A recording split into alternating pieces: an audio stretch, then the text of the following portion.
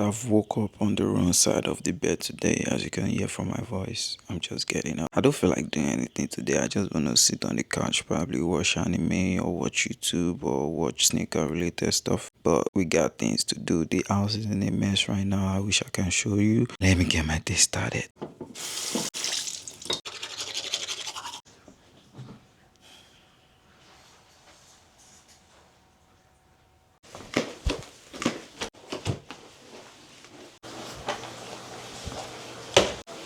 New week, new video. And today, as you can see from the thumbnail, is a good way and a bad way. So I'm going to break it down. I have no choice than to do the remainder of the video in the car. I've been running errands. That was how I survived. That was how I've been living, feed family, and do any cool stuff I want to do and take care of myself. I haven't been doing 9 to 5 for up to 2 years in America. That sounds crazy, but I haven't, because I've done it in the past. I've done multiple jobs.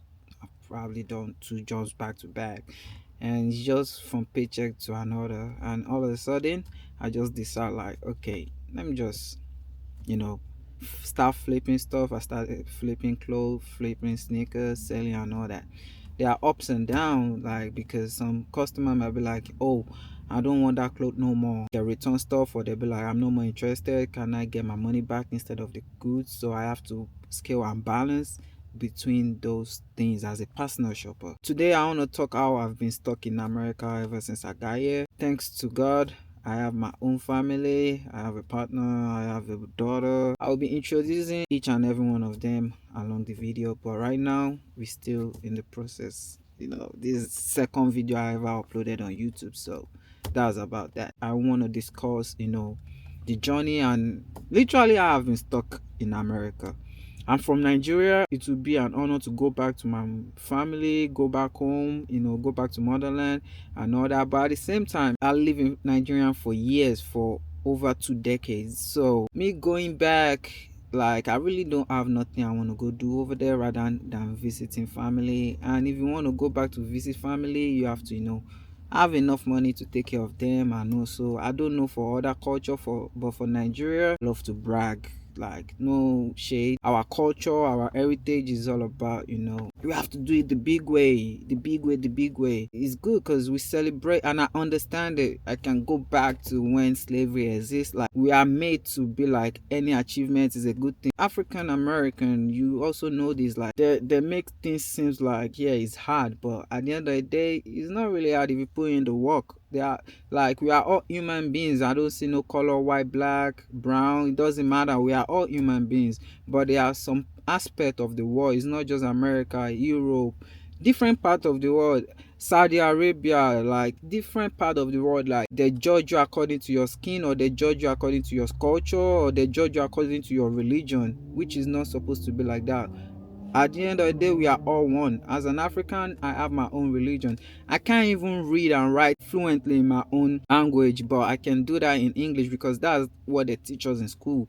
Like, they taught us English before our own language. Yoruba or Igbo, or everything is always some extra, stuff. They don't teach us our own language. I mean, having a daughter, my goal and my ambition is to make sure she learn Swahili, which is supposed to be like a first language for African. She gotta know Patois because her mother is Jamaican, and she gotta know Yoruba because I'm Yoruba. English, definitely she's gonna be around people speaking English all the time, and some other languages along the line. But let's go back to me stuck in America. Now that I have my own family, like, shout out to any father out there, shout out to any mother out there, shout out to anybody that have family out there, providing from family and also trying to make sure they are good. It's not easy, but it's wonderful. But it's not easy. Like, providing for family is you not being selfish and you putting family first, which is a good thing, but it's not easy. And along the line, you need people. You might want to isolate yourself from other people. I get it, to focus on your family, but at the end of the day, you just have to bring people that have the same interests as you, taking care of their family, that can also look at, like, we can all look out for each other as a community, as as people. There's a lot of expenses in America that people really don't talk about. In Nigeria, we only pay rent once a year. In America, you have to pay that rent every month. And not just rent, there's insurance, there's rental insurance, there's life insurance, there's pet insurance, there's this insurance, Like there's so many insurance. Let's not talk about that. Let's talk about like BG, phone bill, this, that, all those stuff. At the end of the day, you just keep paying bills to the point that the money you make off of your workplace is just going to bills. And that if you have money in America, the sky is the limit. But that money is just like paying bills, and you can't be homeless, because if you're homeless, you have less, like, where are they going to mail your package, where are they going to mail this, where are they going to do that, how are you going to build your credit score, different kind of stuff.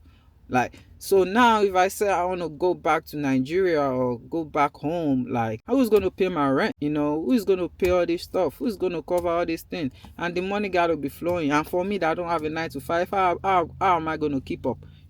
So I set some things for myself, like, if I don't make this certain money, I really can't go home. I have nothing to go do at home.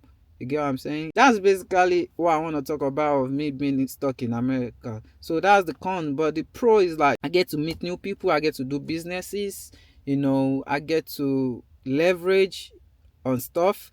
Like right now, I'm focusing on buying and selling, which I'm going to try to share. Yeah, that's what I want to talk about. And let me know, what's your experience in America as a person that came from another country, any part of the world? It could be Australia, it could be any part of the world as in America.